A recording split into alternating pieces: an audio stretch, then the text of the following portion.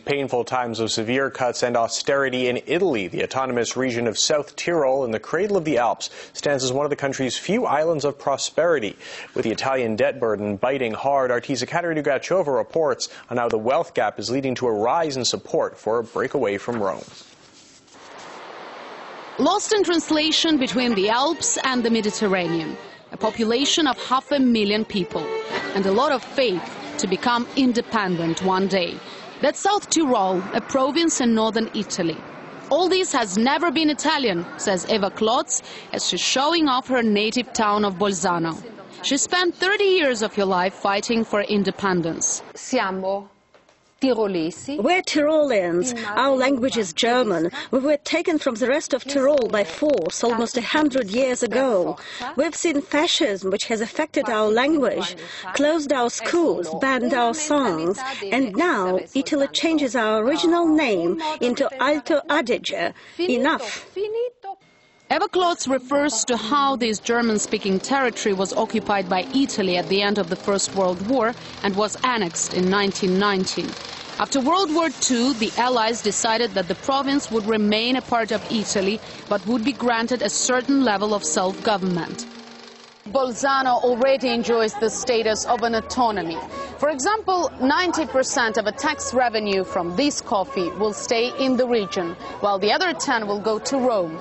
But with the economic crisis taking grip over the country, every single cent seems to awake nationalist feelings. And this is the situation the politicians are all too ready to take advantage of.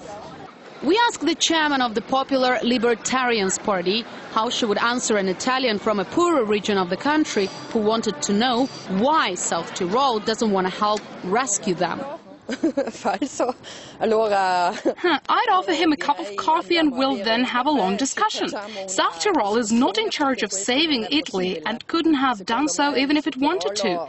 Italy is a bad housekeeper with lots of debts. We're not paying for their debts with our money. Theirs and ours are the two words which you hear very often in Süd-Tirol, and money is at the core of the dispute.